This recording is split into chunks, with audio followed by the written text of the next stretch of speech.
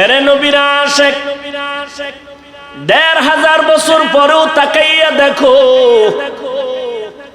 এই জমিনে নবীর আদর্শ রেখে গেলেন। আমার নবী চ্যালেঞ্জ দিয়ে গেলেন, কালান নবিয়্যু সাল্লাল্লাহু আলাইহি ওয়া আলিহি ওয়াসাল্লাম, তারাকতু ফীকুম আমরাইন লান তাদিল্লু মা তামাসসাকতুম বিহিমা কিতাবাল্লাহি ওয়া সুন্নাত রাসূলি। পয়গম্বর বলেন, আমি বিদায় বেলা চ্যালেঞ্জ দিয়ে গেলাম, দুইটা জিনিস রেখে গেলাম, যদি আঁকড়াইয়া ধরো কোনোদিন তোমার ঈমান নষ্ট হবে না, সম্মান কমবে না। এক নাম্বার হলো আল্লাহর দেওয়া কোরআন, দ্বিতীয় হলো আমি নবীর রেখে যাওয়া সুন্নাত। এখানে প্রশ্ন হতে পারে, নবী হাদিস বলেন নাই কেন? কোরআন হাদিস না বলে কোরআন আর সুন্নাহ কেন বললেন? কয় সুন্নতের পর্দার ভেতরে আছে মুরব্বি মানা লাগবে, সুন্নতের পর্দার আড়ালে আছে মুরব্বি। কারণ টুপি পরা সুন্নত, টুপি পরা কি? পাগড়ি পরবেন সুন্নত, কিন্তু কেমনে পরবেন, সিস্টেম কি? কয় এটা মুখস্থ করে পারা যাবে না, দেখতে হবে। কয় কেমনে দেখবা? কয় উলামায়ে আহলে হকেরে দেখো, তারা যেমনে টুপি পরে এমনে পরে, এটাই মদিনাওয়ালার সুন্নত। বলে কেমনে বুঝলাম? কয় তিনি মন গড়া টুপি পরেন নাই, তিনি তার মুরব্বি যারা উলামায়ে আহলে হক তাদের অনুসরণ করেছেন, তারা তাবেঈনদের অনুসরণ করেছেন, তারা তাবেঈনদের অনুসরণ করেছেন। এভাবে যাইতে যাইতে সাহাবায়ে কেরামের অনুসরণ, আবার সাহাবায়ে কেরাম আমার রসুলের অনুসরণ করেছেন। এজন্য নবীও বলে গেছেন, উলামায়ে আহলে হকের তোমরা ফেলে ফেলে দিও না, কারণ এরা আমি মুহাম্মদ সহ সমস্ত নবীদের কলিজার বন্ধু, টাকা পয়সার বন্ধু না, এরা হলো ইলমে নববীর বন্ধু। উলামায়ে আহলে হকের অনুসরণ করো। আল্লাহ কোরআনে বলে দিলেন, উলুল আমর যারা তাদের অনুসরণ করো। এরে নবীর উম্মতের দল, এই করোনায় তা চোখের সামনে দেখায় গেল, ছোট বড় সবাই সামনে আল্লাহ দেখায় দিলেন। করোনার শত শত লাশ, মানুষগুলো মাস্ক পরে আছে, কেউ কাছে যায় না, করোনার ভয়। এমনকি সন্তান পর্যন্ত বাবায় করোনায় আক্রান্ত, চিকিৎসার জন্য যায় না, কাছে যায় না। না যাইতে যাইতে বাবায় বিছানায় মরে গেল, লোকেরে টাকা দিয়া কয় লাশটা রাস্তার বাইরে ফেলে দাও। লোকে টাকা পাইয়া গরিবরা ফেলে দিল, সন্তান দরজা লক করে দিল, একবারও খোঁজ নিল না বাবার লাশটা কি কুকুরে খাইলো নাকি জানাজা হলো। এই শত শত লাশ। আমার দেশের কিছু প্রশাসনের পুলিশ ভাই আর অধিকাংশ উলামায়ে কেরাম টুপিওয়ালারা এই করোনার লাশগুলো কাঁধের মধ্যে নিলেন, গোসল করাইলেন, কাফন পরাইলেন, জানাজা পড়াইয়া দাফন করলেন। আল্লাহর হাজার শুকর, একজন টুপিওয়ালাও করোনায় মরে না। আর কি সম্মান দেখতে চাও রে মুমিন? ইহুদিরা আমাদের চূড়ান্ত দুশমন, খ্রিস্টান আমাদের দুশমন, সমস্ত বিধর্মীরা আমাদের দুশমন, এমনকি আমগো মুসলমানের ঘরের মধ্যেও মুসলমানের দুশমন। এরপরেও আল্লাহর শুকর, কোরআনওয়ালাদের সম্মান কমে নাই, কমছে? চোখের সামনে সম্মান।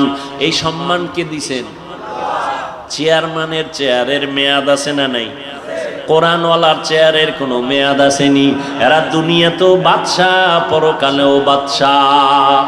কয় আলেম আমাদের মধ্যে, আমাদের লাইনের কিছু, আল্লাহ মাফ করুন, কিছু উলামায়ে কেরাম নামদারি, এরা বলে আলেমরা পিছনে থাকবে কেন, তো কি করবে?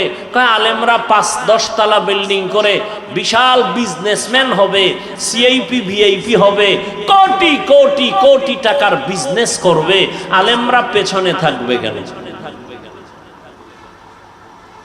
আসলে আলেমের কাজ কি? ডাক্তারের কাজ কি?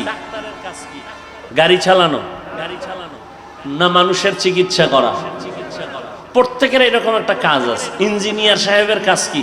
রুগী দেখা না বিল্ডিং এর ডিজাইন করা? বলেন। ঠিক তেমনি ভাবে আলেমের কাজ কি? আল্লাহ কোরআনে বলেন এদের মূল কাজ উম্মতকে হেদায়েতের দাওয়াত দেওয়া। কিসের দাওয়াত? হেদায়েতের দাওয়াত দিবে। আর এদের সম্মানের জন্য যা প্রয়োজন সব আল্লাহ ব্যবস্থা করে দিবে। টাকার পেছনে দৌড়াতে হবে না, টাকা আমার পেছনে দৌড়াবে। ব্যবস্থা কে করবেন? টাকাওয়ালা পায়ের পাশে এসে বসে থাকবে, হুজুর কিছু নেন। কি কুদরত কার? আল্লাহ। কিন্তু ওই হেদায়েতের পথ বাদ দিয়ে যদি কেউ দুনিয়া দুনিয়া দুনিয়া করে, এটা আলেমের সামনে। দ্বিতীয় কথা, আলেম পিছায় রইল কই? মসজিদে যাবেন, আলেম পিছে না সামনে? জানাজায় দাঁড়াবেন, আলেম পেছনে না সামনে? মজলিসে যাবেন, ওলামায়ে কেরাম আছে, বড় হুজুর আছে, পেছনে না সামনে? মন্ত্রীদের মজলিসে আলেম গেছে, পেছনে না সামনে? এমপি সাহেবের সভায় আলেম গেছে, পেছনে না সামনে? বিবাহের অনুষ্ঠানে আলেম পেছনে না সামনে? কেন বলো বাবা, আলেম পিছাইয়া থাকবে কেন? আলেম পিছনে নাই, তোমার অন্তরটা বড় দুর্বল। আলেমকে আল্লাহ ইলমের কারণে সবার উপরে সম্মান দিয়া রাখছেন। কোটিপতিও আলেমের কাছে ঈশা দোয়া চায়। এমপি সাহেব দেখলে কয় হুজুর দোয়া করবেন, মন্ত্রী মহোদয় দেখলে বলে দোয়া করবেন। মন্ত্রীদের প্রধান যিনি, তিনিও আলেমদের পেছনে দোয়ার অপেক্ষমান। আল্লাহ তাআলা ওলামায়ে কেরামকে ইলমের কারণে সম্মান দিয়া রাখছেন। টাকা দিয়া সম্মান বাড়ানো যায় না। ইলমেরা এজাজু করদন বেহিসাব, খলকেরা দাদন জওয়াবে বাসওয়াব। আল্লাহ পাক গরম বললেন ওয়াল আসর, আসরের শপথ। সব মানুষ কি বলেন?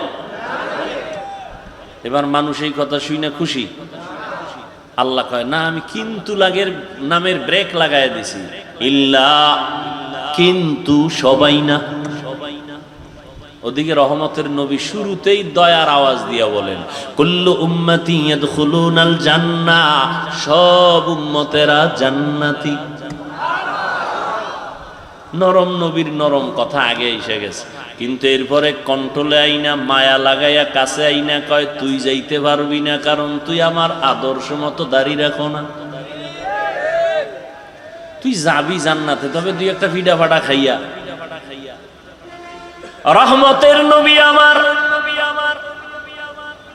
পুরাটাই দয়ার সাগর।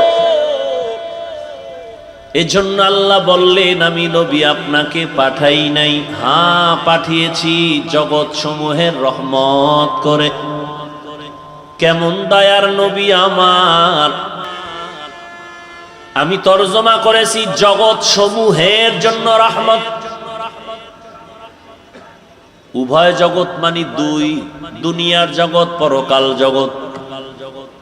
আসলে জগৎ তো আরো আছে। রুহের একটা জগৎ আলাদা, মায়ের গর্ভের একটা জগৎ আলাদা, দুনিয়া নামক একটা জগৎ আলাদা, কবর জগৎ আলাদা, হাসর জগৎ আলাদা, জান্নাত ও জাহান্নামের জগৎ আলাদা। এজন্য তরজমা করলাম জগৎ সমূহের জন্য আমার নবী রহমত,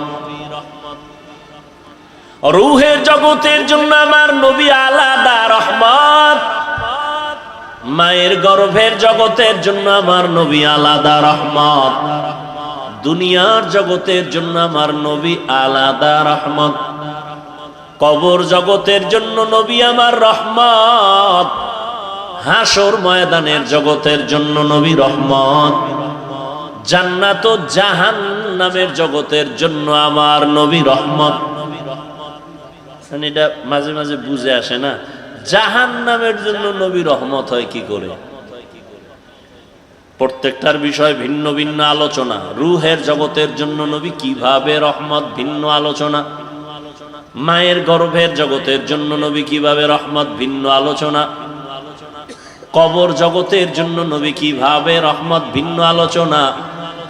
হাসরের ময়দানের জগতের জন্য নবী কেমন রহমত, ভিন্ন আলোচনা। জান্নাতের জগৎ আর জাহান্নামের জগতের জন্য নবী কিভাবে রহমত, ভিন্ন আলোচনা। আমি আজকে শুধু দুনিয়ার জগৎ নিয়ে কিভাবে নবী রহমতে নিয়ে কয়েকটা কথা বলে মোনাজাত দিব। দুনিয়ার জগতের জন্য নবী যে রহমত, এটা সমষ্টিগত এক কথায় বলে দিলাম, কিন্তু এখানেও ভাগ আছে।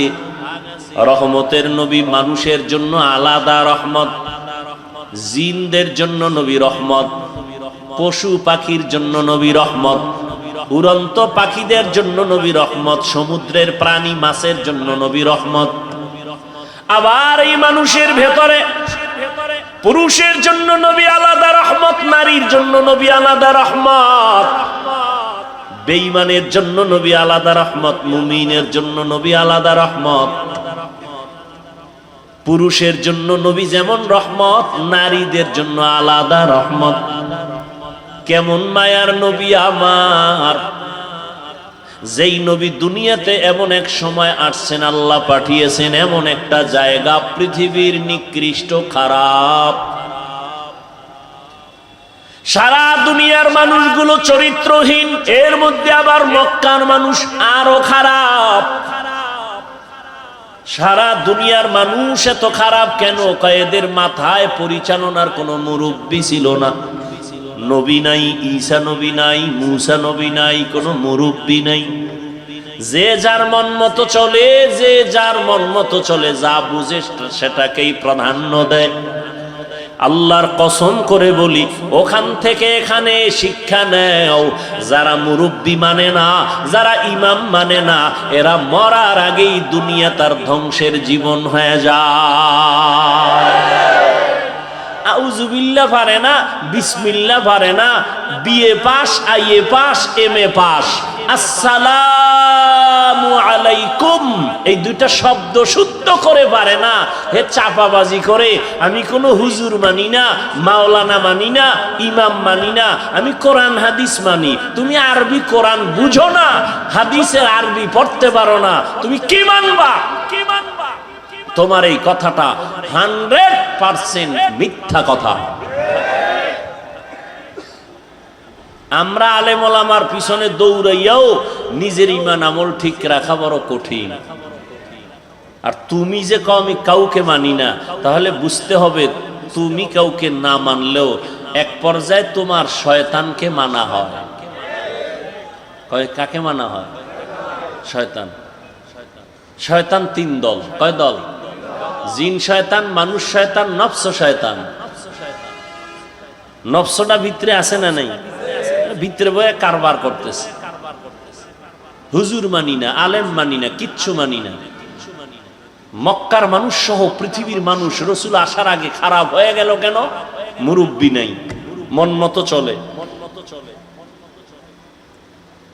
এমন এক সময়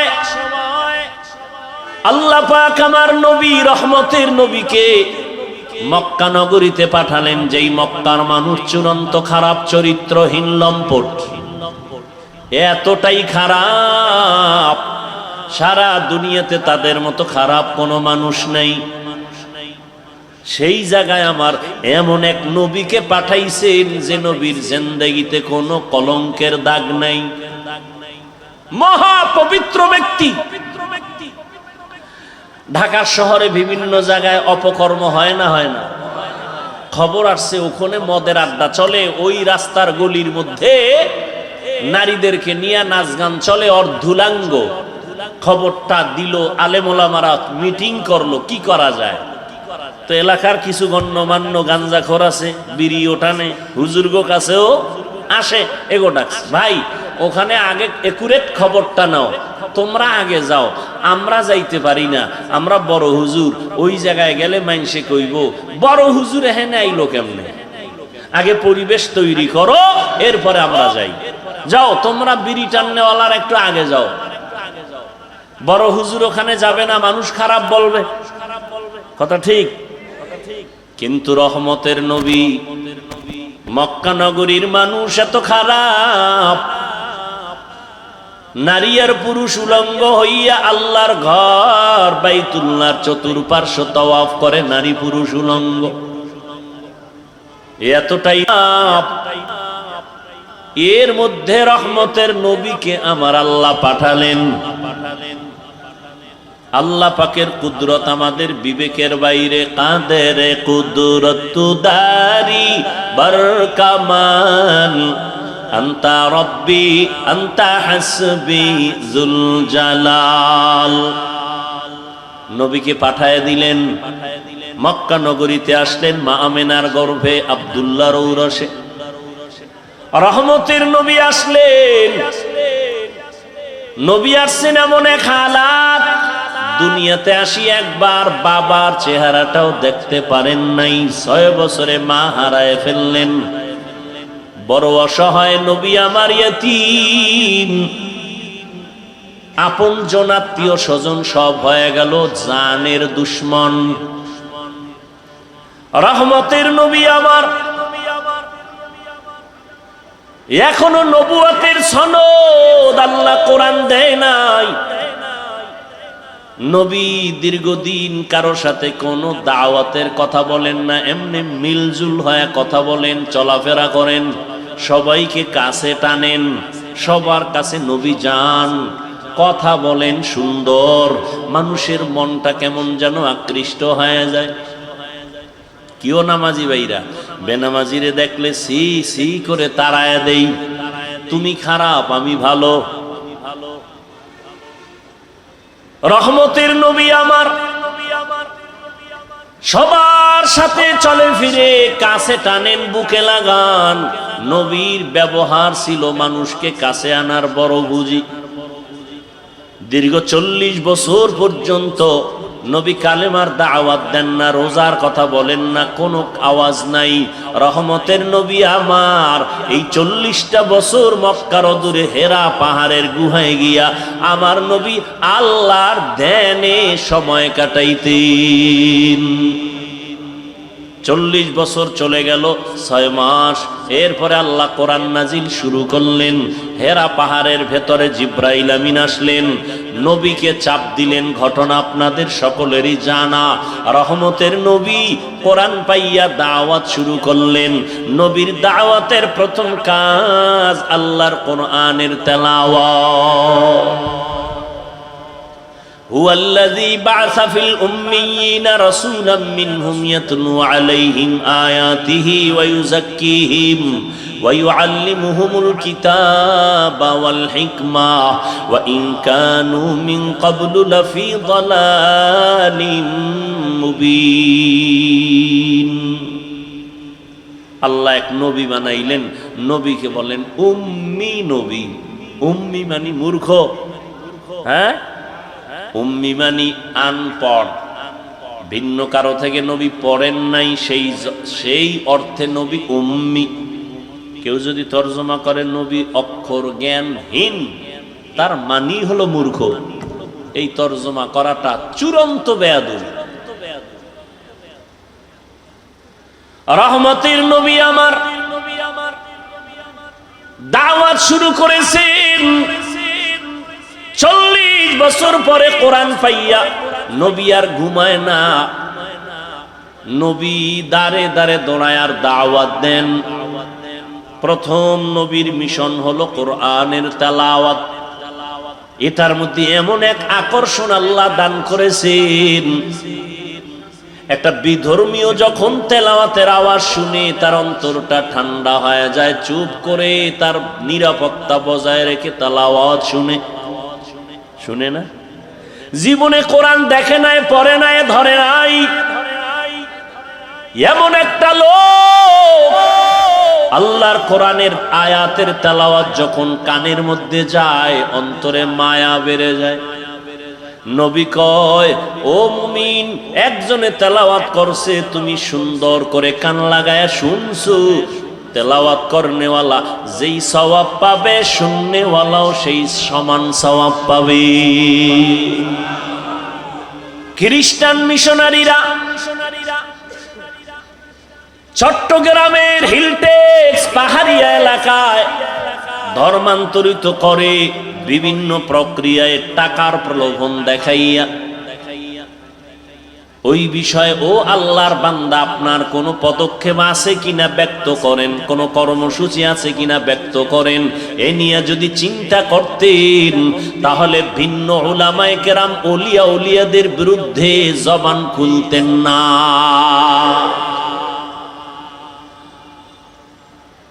তাবলীগের বিরোধিতা, চরমনায়ের বিরোধিতা, উজানির বিরোধিতা, একটা এটা ট্রেডিশন বানায় ফেলছে। এদের বিরোধিতা করতে পারলেই মনে করে সে খুব দামি হয়ে গেছে। আল্লাহ এর থেকে আমাদের সমস্ত উলামায়ে কেরামদেরকে হেফাজত করেন। আর এই সমস্ত বিরোধিতার কারণে ইসলামের কি উপকার হয়েছে বলো? হিংসা ছাড়া কিছুই বাড়ে নাই। সালাম ভাইজানেরা দেয় না, আমরা দিলেও সালাম নেয় না। এর নাম মুসলমান? হ্যাঁ, আল্লাহ হেদায়েত দান করুন। ওয়ামা আরসালনাকা ইল্লা রাহমাতাল লিল আলামিন। রহমতের নবী আসলেন, মক্কা নগরীর চূড়ান্ত মানুষগুলো রহমতের নবীর মাত্র 13 বছরের মেহনতে এতটা দামি হয়ে গেল। যেই মক্কার মানুষগুলো কন্যাদের অপছন্দ করে, নারীদেরকে অপছন্দ করত, নিজের বাবা হইয়া মেয়েটাকে পাথর চাপা দিয়ে মেরে ফেলতো, মেয়ে পছন্দ করে না। আমাদের সমাজে এখনো কিছু কুলাঙ্গার আছে, কন্যা পছন্দ করে না। কন্যা হইলে স্ত্রীর সাথে ঝগড়া লাগায়, কথা বলে না, রাগ করে। মাইয়া হলো কেন? আচ্ছা, ছেলে হোক মেয়ে হোক, এটা কি স্ত্রীর দোষ? যদি কেউ দোষ আঙ্গুল দেখায় তো স্বামীর দিকে দেখাইতে পারে, স্ত্রীর দিকে দেখাবে কেন? আল্লাহকে কোনো দিকে দেখায় লাভ? ছেলে মেয়ে দেওয়ার মালিককে। তোমরা যে স্লোগান দাও ছেলে হোক মেয়ে হোক দুটোর বেশি না, একটা হলে ভালো হয়, না হইলে আরো ভালো, এই স্লোগান দিয়া ট্যাবলেট খাইয়া কি পরিমাণ দেশে সন্তান কমছে। কথা কয় না, সত্য কথাটা বলতে কষ্ট হয়। কি বাংলাদেশে ট্যাবলেট খাওয়ার পরে জনসংখ্যা কমছে? বলেন বলেন। এখন কিছু চালাকরা কইবে হুজুর এটা তো আপনারা বাড়াইছেন, আমরা তো মোটামুটি ট্যাবলেট খাইয়ে লাইনে আছি। আচ্ছা দেখেন তো এই প্যান্ডেলের ভিতরে হুজুর বেশি না ভিন্ন লাইনের মানুষ বেশি? বলেন, তা হুজুরেরা বাড়াইলো কই? বিষয় কি? বান্দা চাইলে কিছুই হয় না, আল্লাহ চাইলে সব হয়। নমরুদ্দা পাল্লা দিছে, ইব্রাহিমকে আসতে দিবে না, ফিরাইতে পারছে? আল্লাহর সাথে পাল্লা দিয়া কেউ আগাতে? ফেরাউন চাইলো মুসা নবীকে আসতে দিবে না, আল্লাহ মুসা নবীকে পাঠাইছেন। ওই বেঈমানের ঘরে টাকা দিয়া লালন পালন করায়া মুসা নবীরে বড় বানাইলেন।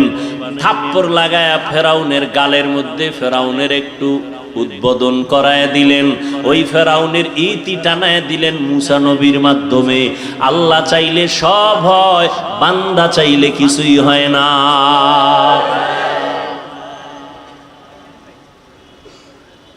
আল্লাহর নবী আসলেন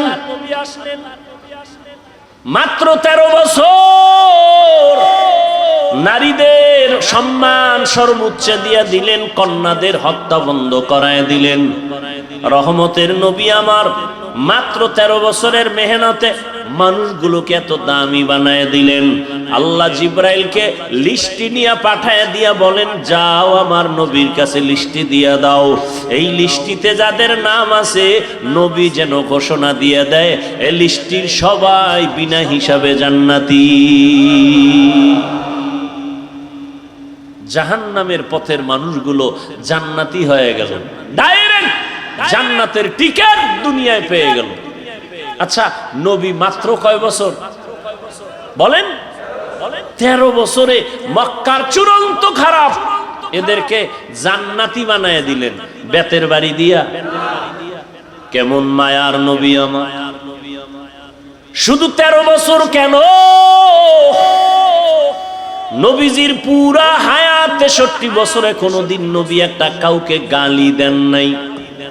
আপনি চিন্তা করতে পারেন, হাজার হাজার গালি নবীর সামনে দাঁড়ায় ইহুদিরা দিতেছে, আমার নবী গালি দিবেন দূরের কথা, হায়াতে কোনোদিন একটা গালির জবাবও দেন নাই। আরো আশ্চর্য কথা, কেমন মায়ার নবী আমার, কোনদিন আমার নবী চোখ মোবারক গরম করে কারো দিকে রাগে তাকান নাই। রহমতের নবীর মায়ার আদর্শ দেখা বেঈমান কালেমা পড়েছে, নবীর ব্যবহার দেখে দুশমনাইয়া বন্ধু হয়ে গেছে। ইমামুল আউয়ালিনাল আখিরিন বাহরে সাদকা রাহমাতাল লিল আলামিন সাইয়্যিদুল কাউনাইন খাতমুল মুরসালিন আখির আমদ বুদে ফখরুল আউয়ালিন। এরে নবীর আশিক উম্মতের দল, কেমন একজন নবী পেয়েছো, ওই নবীরে চিনো নাই রে যুবক। ১৫০০ বছর পরে নবী নাই। ওই যে একটু আগে বলছিলাম শুরুতে, ঈসা নবী চলে গেছেন, আমগো নবী আসছেন, মাঝখানে কোনো মুরব্বী নাই, মন মতো চলিয়া ধ্বংসের পথে গেল। কিন্তু রহমতের নবী, শ্রেষ্ঠ নবী, যার কোনো তুলনা নাই, সেই নবী চলে গেলেন, আজ ১৫০০ বছর হয়ে গেল। এরপরে উম্মত কেন লাইন সারা হয় নাই? এখনো বাংলাদেশের ভেতরে উম্মত আল্লাহর নবীর সুন্নতের জন্য জীবন দিতে তৈয়ার। ফিলিস্তিনে মানুষ রক্ত দিয়ে দিতেছে। এরে ব্রিটিশদের আক্রমণ, ইহুদিদের আক্রমণ, ওই স্পেনের ভেতরে এত পরিপূর্ণ আক্রমণ করেছিল, মুসলমানের ৮০০ বছরের শাসনকে ধ্বংস করে দিল। এরপরও ইসলামকে বিদায় করতে কেন পারে না? এর একমাত্র কারণ, ধারাবাহিকভাবে এই জাতি মুরব্বী মানে, ইমাম মানে, এই কারণে চূড়ান্ত ধ্বংস হয় না। আর যারা মুরব্বী মানে না, গিয়া দেখেন ওদের দুনিয়াও ঠিক নাই, আখেরাতও ঠিক নেই। ভালো করে তদন্ত করেন ভাইরা আমার। ১৫০০ বছর পরে তাকাইয়া দেখো, এই জমিনের ভেতরে মদিনার নবীর আদর্শ মানার কারণে এখনো সম্মান আল্লাহ চোখে দেখায় দিলেন। করোনার সময় স্কুল বন্ধ, কলেজ বন্ধ, চাকরি বন্ধ, ব্যবসা বন্ধ, ট্রেন বন্ধ, ফ্যাক্টরি বন্ধ, সব বন্ধ হয়ে গেল। কিন্তু কোরআনের একটা মাদ্রাসাও বন্ধ হয় নাই। এটা কি বাকি না নগদ? জিন্দেগি মে বন্দগি তু করনা হে, জিন্দেগি মে বন্দগি তু করনা হে, জিন্দেগি বে বন্দগি শর্মিন্দা হে, जिंदगी बे बंदगी शर्मिंदा है। दुनिया में हो दुनिया का तलबगार ना हो, बाजार से गुजर हो खरीदार ना हो। ये दुनिया एक मिसले कागज फूल है, ये दुनिया एक मिसले कागज फूल है। जिंदगी में बंदगी तू करना है, जिंदगी में बंदगी तू करना है, जिंदगी बे बंदगी शर्मिंदा है, जिंदगी बे बंदगी शर्मिंदा है। जिंदगी में बंदगी कुन बंदगी, बंदगी बे जिंदगी शर्मिंदगी। এরে নবীর আশিক, ১৫০০ বছর পরেও তাকাইয়া দেখো, এই জমিনে নবীর আদর্শ রেখে গেলেন। আমার নবী চ্যালেঞ্জ দিয়ে গেলেন, ক্বালান নবিয়্যু সাল্লাল্লাহু আলাইহি ওয়া আলিহি ওয়াসাল্লাম, তারাকতু ফীকুম আমরাইন লান তাদিল্লু মা তামাসসাকতুম বিহিমা কিতাবাল্লাহি ওয়া সুন্নাত রাসূলি। পয়গম্বর বলেন, আমি বিদায় বেলা চ্যালেঞ্জ দিয়ে গেলাম, দুইটা জিনিস রেখে গেলাম, যদি আঁকড়াইয়া ধরো কোনোদিন তোমার ঈমান নষ্ট হবে না, সম্মান কমবে না। এক নাম্বার হলো আল্লাহর দেওয়া কোরআন, দ্বিতীয় হলো আমি নবীর রেখে যাওয়া সুন্নাত। এখানে প্রশ্ন হতে পারে, নবী হাদিস বলেন নাই কেন? কোরআন হাদিস না বলে কোরআন আর সুন্নাহ কেন বললেন? কয় সুন্নতের পর্দার ভেতরে আছে মুরব্বি মানা লাগবে,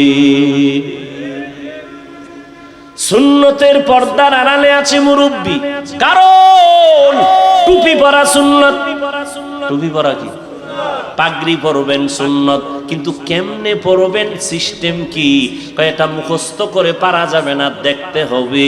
কয় কেমনে দেখবা? কয় উলামায়ে আহলে হকেরে দেখো, তারা যেমনে টুপি পরে এমনে পরে, এটাই মদিনাওয়ালার সুন্নত। বলে কেমনে বুঝলাম? কয় তিনি মন গড়া টুপি পরেন নাই, তিনি তার মুরব্বি যারা উলামায়ে আহলে হক তাদের অনুসরণ করেছেন, তারা তাবেঈনদের অনুসরণ করেছেন, তারা তাবেঈনদের অনুসরণ করেছেন। এভাবে যাইতে যাইতে সাহাবায়ে কেরামের অনুসরণ, আবার সাহাবায়ে কেরাম আমার রসুলের অনুসরণ করেছেন। এজন্য নবীও বলে গেছেন, উলামায়ে আহলে হকের তোমরা ফেলে ফেলে দিও না, কারণ এরা আমি মুহাম্মদ সহ সমস্ত নবীদের কলিজার বন্ধু, টাকা পয়সার বন্ধু না, এরা হলো ইলমে নববীর বন্ধু। উলামায়ে আহলে হকের অনুসরণ করো। আল্লাহ কোরআনে বলে দিলেন, উলুল আমর যারা তাদের অনুসরণ করো। এরে নবীর উম্মতের দল, এই করোনায় তা চোখের সামনে দেখায় গেল, ছোট বড় সবাই সামনে আল্লাহ দেখায় দিলেন। করোনার শত শত লাশ, মানুষগুলো মাস্ক পরে আছে, কেউ কাছে যায় না, করোনার ভয়। এমনকি সন্তান পর্যন্ত বাবায় করোনা আক্রান্ত, চিকিৎসার জন্য যায় না, কাছে যায় না। না যাইতে যাইতে বাবায় বিছানায় মরে গেল, লোকেরে টাকা দিয়া কয় লাশটা রাস্তার বাইরে ফেলে দাও। লোকে টাকা পাইয়া গরিবরা ফেলে দিল, সন্তান দরজা লক করে দিল, একবারও খোঁজ নিল না বাবার লাশটা কি কুকুরে খাইলো নাকি জানাজা হলো। এই শত শত লাশ। আমার দেশের কিছু প্রশাসনের পুলিশ ভাই আর অধিকাংশ উলামায়ে কেরাম টুপিওয়ালারা এই করোনার লাশগুলো কাঁধের মধ্যে নিলেন, গোসল করাইলেন, কাফন পরাইলেন, জানাজা পড়াইয়া দাফন করলেন। আল্লাহর হাজার শুকর, একজন টুপিওয়ালাও করোনায় মরে না। আর কি সম্মান দেখতে চাও রে মুমিন? ইহুদিরা আমাদের চূড়ান্ত দুশমন, খ্রিস্টান আমাদের দুশমন, সমস্ত বিধর্মীরা আমাদের দুশমন, এমনকি আমগো মুসলমানের ঘরের মধ্যেও মুসলমানের দুশমন। এরপরেও আল্লাহর শুকর, কোরআনওয়ালাদের সম্মান কমে নাই, কমছে? চোখের সামনে সম্মান। এই সম্মান কে দিছেন? চেয়ারম্যানের চেয়ারের মেয়াদ আছে না নাই? কোরআনওয়ালার চেয়ারের কোনো মেয়াদ আসেনি। এরা দুনিয়াতেও বাদশাহ, পরকালেও বাদশাহ। কয় আলেম আমাদের মধ্যে, আমাদের লাইনের কিছু, আল্লাহ মাফ করুন, কিছু উলামায়ে কেরাম নামদারি, এরা বলে আলেমরা পিছনে থাকবে কেন? তো কি করবে? কয় আলেমরা ৫-১০ তলা বিল্ডিং করে বিশাল বিজনেসম্যান হবে, সিআইপি ভিআইপি হবে, কোটি কোটি কোটি টাকার বিজনেস করবে, আলেমরা পেছনে থাকবে কেন? আসলে আলেমের কাজ কি? ডাক্তারের কাজ কি? গাড়ি চালানো না মানুষের চিকিৎসা করা? প্রত্যেকের এরকম একটা কাজ আছে। ইঞ্জিনিয়ার সাহেবের কাজ কি? রুগী দেখা না বিল্ডিং এর ডিজাইন করা? বলেন। ঠিক তেমনি ভাবে আলেমের কাজ কি? আল্লাহ কোরআনে বলেন এদের মূল কাজ উম্মতকে হেদায়েতের দাওয়াত দেওয়া। কিসের দাওয়াত? হেদায়েতের দাওয়াত দিবে। আর এদের সম্মানের জন্য যা প্রয়োজন সব আল্লাহ ব্যবস্থা করে দিবে। টাকার পেছনে দৌড়াতে হবে না, টাকা আমার পেছনে দৌড়াবে। ব্যবস্থা কে করবেন? টাকাওয়ালা পায়ের পাশে এসে বসে থাকবে, হুজুর কিছু নেন। কি কুদরত কার? আল্লাহ। কিন্তু ওই হেদায়েতের পথ বাদ দিয়ে যদি কেউ দুনিয়া দুনিয়া দুনিয়া করে, এটা আলেমের শান না। দ্বিতীয় কথা, আলেম পিছায় রইল কই? মসজিদে যাবেন, আলেম পিছে না সামনে? জানাজায় দাঁড়াবেন, আলেম পেছনে না সামনে? মজলিসে যাবেন, ওলামায়ে কেরাম আছে, বড় হুজুর আছে, পেছনে না সামনে? মন্ত্রীদের মজলিসে আলেম গেছে, পেছনে না সামনে? এমপি সাহেবের সভায় আলেম গেছে, পেছনে না সামনে? বিবাহের অনুষ্ঠানে আলেম পেছনে না সামনে? কেন বলো বাবা, আলেম পিছাইয়া থাকবে কেন? আলেম পিছনে নাই, তোমার অন্তরটা বড় দুর্বল। আলেমকে আল্লাহ ইলমের কারণে সবার উপরে সম্মান দিয়া রাখছেন। কোটিপতিও আলেমের কাছে এসে দোয়া চায়। এমপি সাহেব দেখলে কয় হুজুর দোয়া করবেন, মন্ত্রী মহোদয় দেখলে বলে দোয়া করবেন। মন্ত্রীদের প্রধান যিনি, তিনিও আলেমদের পেছনে দোয়ার অপেক্ষমান। আল্লাহ তাআলা ওলামায়ে কেরামকে ইলমের কারণে সম্মান দিয়া রাখছেন। টাকা দিয়া সম্মান বাড়ানো যায় না। ইলমেরা এজাজু করদান বেহিসাব, খলকেরা দাদান জওয়াবে বাসাও। এত মুসিবতের মধ্যে কি আলেমদের সম্মান কম? বলেন। আল্লাহ দেখাইলেন আমার সোনার বাংলায় কত হাফেজে কোরআন, ছোট্ট ছোট্ট বাচ্চাগুলো সারা দুনিয়ার মানুষের মাথা গরম করে প্রধান পুরস্কার নিয়ে বাংলাদেশে আসছে হাফেজে কোরআন। আছে না নাই? এই সম্মান দিছেন কে? আল্লাহ দিছেন। অতএব নবী চ্যালেঞ্জ দিয়ে বলছেন দুই জিনিস ধরে রাখো, কোরআন আর নবীর সুন্নাহ। এই দুই জিনিস যদি পেতে চাও, উলামায়ে আহলে হকের পেছনে ছাড়া যা পাওয়া যাবে না। আর উলামায়ে কেরাম তৈরি হয় কলেজে না মাদ্রাসায়? মাদ্রাসায়। মাদ্রাসাকে সম্মান করো। আমি এটা বলি না আমার যুবক ছেলেরা মাদ্রাসায় চলে আসো, স্কুল কলেজ বন্ধ করে দাও, না, একবারও বলি না। স্কুলে পড়ো আলহামদুলিল্লাহ, কলেজে পড়ো আলহামদুলিল্লাহ, ডাক্তার হও আলহামদুলিল্লাহ, ইঞ্জিনিয়ার হও আলহামদুলিল্লাহ, প্রফেসর হও আলহামদুলিল্লাহ। তবে খবরদার আমার দাবি বেয়াদব হইও না। তোমার ব্যবহারে যেন মা বাবা কষ্ট না পায়, তোমার আচরণে যেন উলামায়ে কেরাম কষ্ট না পায়, তোমার ব্যবহারে যেন মুরব্বীরা কষ্ট না পায়। 5 ওয়াক্ত নামাজ পড়ো, মা বাবার দোয়া নিয়ে চলো, উলামায়ে কেরামের পরামর্শ নিয়ে চলো। ও যুবক বাবারা, তোমার মতো কত যুবক জীবনে মাদ্রাসায় পড়ে নাই, স্কুল কলেজে পড়িয়া 5 বেলার নামাজ পড়ে। সত্য কথার সাক্ষী দাও, আছে না নাই? তুমি কেন পারবা না? ও যুবক বাবা, তোমার মতো যুবক রাস্তায় গাড়ি চালায়, ড্রাইভারি করে, 5 বেলার নামাজ পড়ে, আছে না নাই? তুমি কেন পারবা না রে বাবা? তোমার মতো সন্তান জেনারেল লাইনে থাকিয়া শ্রমিকের কাজ করে, সময় মতো নামাজ পড়ে, কৃষি কাজ করে, নামাজ ছাড়ে না, নদীর মধ্যে মাছ ধরে, নামাজ ছাড়ে না। ও আল্লাহর বান্দারা, র্যাব, আর্মি, পুলিশ, বিডিআর এর চাকরি করে, নামাজ ছাড়ে না। সেদিন এক যুবক আইসা কয় হুজুর, চাকরির সিঁড়িতে যাইয়া স্কেল বেড়ে গেল বেতনের, হঠাৎ করে উপরের অফিসার কয় দাড়ি রাখা যাবে না। আমি বললাম সালাম, চাকরি করা যাবে না। রিজিকের মালিক চাকরি না, রিজিক দেওয়ার মালিক আমার আল্লাহ। ইয়া আইয়ুহান নাস আনতুমুল ফুকারা ইলাল্লাহ ওয়াল্লাহু হুয়াল গনিয়্যুল হামিদ।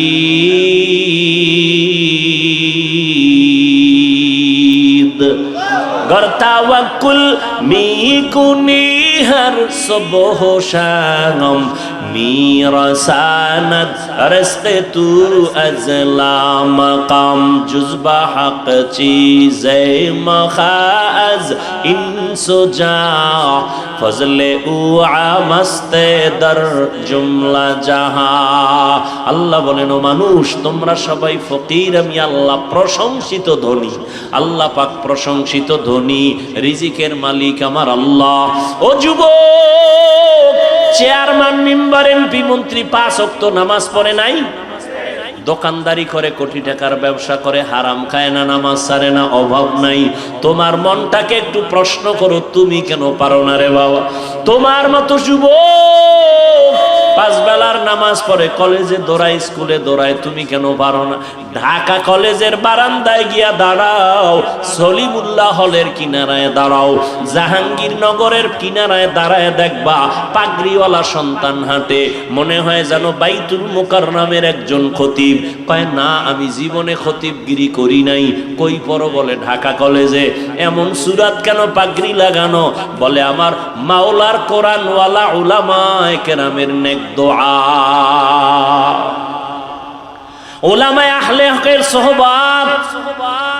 ও যুবক, তুমি ডাক্তার হও বাধা নাই, ইঞ্জিনিয়ার হও বাধা নাই, জেনারেল লাইনে থাকো বাধা নাই, চাকরি করো, ব্যবসা করো বাধা নাই, 5 বেলার নামাজ পড়ো, মা বাবার দোয়া নিয়ে চলো, উলামায়ে কেরামের পরামর্শ নিয়ে চলো। ও পর্দার আড়ালের মা বোনেরা, আপনার মতো কত মা পর্দা করে, নামাজ পড়ে, স্বামীর মাল হেফাজত করে, অভাব নাই, আপনারা কেন পারেন না? অবৃদ্ধ বাবাজি, আপনার মতো কত বুড়া মানুষ হাতে লাঠি নিয়ে মসজিদে গিয়া নামাজ পড়ে, আপনি কেন পারবেন না? এখনো সময় আছে তওবা করার। মনটাকে ছোট করে আল্লাহর কাছে তওবা করেন মনে মনে। আল্লাহকে বলেন, হেদায়ার মালিক, জীবনে কত শয়তানের ধোকায় পড়ে নামাজ ছাড়লাম, বেপরদায় চললাম, দাড়ি কাটলাম, কত মানুষের ক্ষতি করলাম, রহমতের নবীর আদর্শ চিনলাম না, চিনার চেষ্টাও করলাম না। আজকে থেকে তওবা করে নিলাম, নবীর তরিকার বাহিরে চলবো না, নবীর আদর্শ নিয়ে চলবো, মা বাবার দোয়া নিয়ে চলবো, উলামায়ে কেরামের পরামর্শ নিয়ে চলবো। আর কোনোদিন দাড়ি কাটবো না, বেপরদায় চলবো না, নামাজ ছাড়বো না। হেদায়াতের মালিক আমার আল্লাহ, ইজ্জতের মালিক আমার আল্লাহ। আবু জাহাল নবীজির বয়ান শুনিয়াও কালেমা পড়তে পারলো না, কপাল পোড়া। আর ওমরের মতো বান্দা নবীর কল্লা কাটতে গিয়া কালেমাওয়ালা মুসলমান হয়ে গেল। এই জমিনে আবু জাহালের মতো শক্ত অন্তরের কিছু মানুষ থাকবে, হাজারো বয়ানে তওবা নসিব হবে না।